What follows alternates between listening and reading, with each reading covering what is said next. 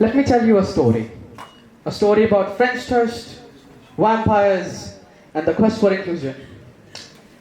I was a wee lad, a pudgy boy, barely fitting in his clothes, sitting at a kindergarten table, and I brought the first bite of food to my mouth, and I tasted it, the sweet French toast that my mother had prepared for me that morning.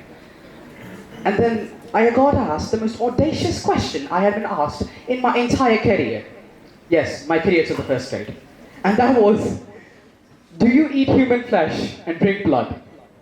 Now, do I look like a vampire to you? And now I'm standing here, laughing about it, and I was like, back then I was not this confident. I started bawling, and the teacher was like, what happened here? And I was like, huh? Bless her soul, she figured it out somehow, and she found out that the kid had seen it on TV. Now, if you don't know, the explanation for that is that Christians have a tradition where we believe that bread is the body of Christ and wine is his blood. And that is symbolic of how we will not just survive by eating food, sleeping or drinking, but by the will of the Lord himself. But this is not a Bible lecture and I digress. So, how would you solve this issue? There's like two kids, they're fighting, there's something going wrong. What do you do about it? Now, my teachers, brilliant people, give me the best solution I've ever heard. Is that you might not thought about it, but it's like so good. You just don't talk about it. Is that simple? You just don't talk about it. Now, after when I grew up, I was like, okay, and it sort of rubbed me the wrong way. I'm like, okay, so my faith is something that causes problems. It's something that we avoid talking about because nobody likes that when we do that. But I share this experience not so we can throw me a pity party because I've had enough of those. The reason I tell you this story today is that it's not just about French toast and vampires. It's a common pattern that I've seen repeated over generations, over years. And just as a simple example, does your school announce holidays for Eid? You get 3 holidays for one Eid, then you get 1 holiday for one Eid, then you get short time during Ramzan and whatever. And we get, have you ever heard of holidays for Diwali? Your principal called up and she's like, yeah, we're having a holiday for Hanukkah tomorrow. Never, I've never seen it. And it's funny, right? Because every year Christians have 40 fasts that are 24 hours, and we do those with regular school timings. Last year I had exams going on, and I was like, whoa, dude.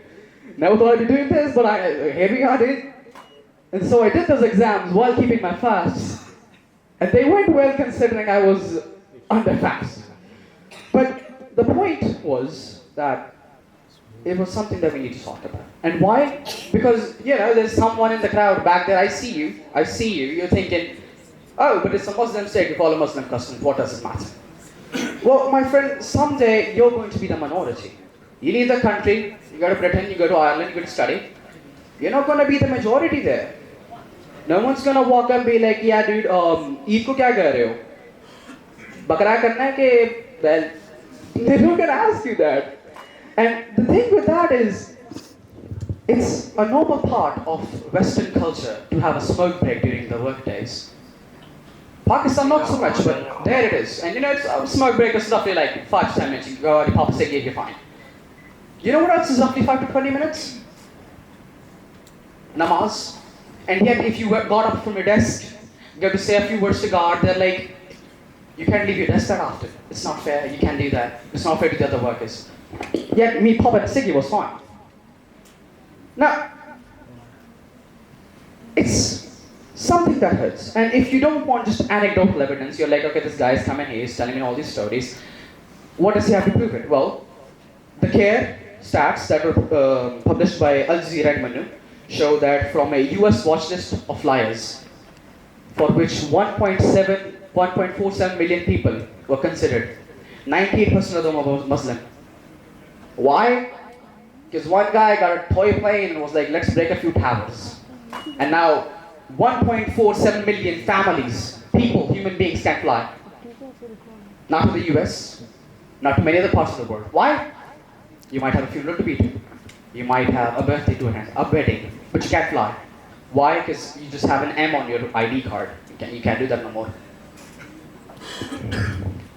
And it hurts, and you're saying that, okay, this guy is, he's on the stage, he's already done something to get here, but what gives him the right to say all these things? And I'm a simple man, okay? I'm an artist. I create, and I did what I could. So on Global Dignity Day at BMPO, I debuted my poster and my speech. It collectively took me 10 hours to prepare this, and Miss Marish was there with me. And it took me 10 hours to prepare this, and we won the silver, and I came back and I reported to her, and she helped me. But the silver was not the point. If I wanted to spend a collective 10 hours on something to just win something, that's not the point.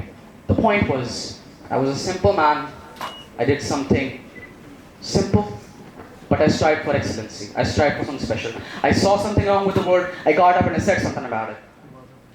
And that silver, it didn't make me happy because it would look good on my resume, my CV now. It made me happy because it was the fruit of my labor. It was substantiation that I had actually gotten up, said something.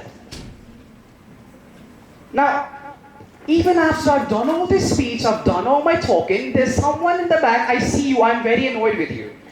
You're still like, why do I want diversity? Why am I standing here saying we want all these people to work together? And for that, there's a short answer and a long answer. The short of it is, Helen Keller once said, alone we can do so little, altogether we can do so much. Y'all want the long answer, don't you? Okay, so the long answer is that there was Nadia Murad, a Yazidi woman, and she spoke up against the violence and genocide, and she later won the 2018 Nobel Peace Prize. There was Eli Wiesel, a Holocaust survivor, and he wrote the book Night, educating generations on the horrors of the Holocaust. Rumi, a Sufi poet in a Sunni majority area, and yet he did so much. And I do not need to sell you on his work, we are all familiar with his work, his great poetry. And finally, my piece de resistance. Albert Einstein himself, who escaped Nazi Germany in 1930 and became the most phenomenal, world-renowned scientist of all time, gave us the most famous equation of all time, E = mc squared. And without him, our understanding of space would be like monkeys banging sticks against rocks. I've given all my examples. I've quoted what I could. I've told you what I think. And I've given you every bit of myself that I found within me to present to you all today. Ladies and gentlemen, to be or not to be inclusive, that is the question. And I'd be a madman to tell you that the answer is no. Because I've seen all these people. If I was an O-level student today and Albert Einstein was in my class, A-star physics, immediately. Eli Wiesel, English A-star, immediately. Nadia Murad, sociology major, immediately. And yet you would still stand up to me and say that you don't want all these people working together for the betterment of the world, for something good, to strive to solve the problems that we see every day, but we need not speak of because we are all so damaged by them and we know them so personally, so deeply. Ladies and gentlemen, I come to you not as a Pakistani, not as youth, not as a man. I come before you as a member of Gen Z. I tell you that we are the most diverse, the most inclusive generation to date. And I promise you that we are ready for the revolution. We have set the stage and the time for action is now. Join our revolution or be left behind in an unorthodox world. Thank you very much.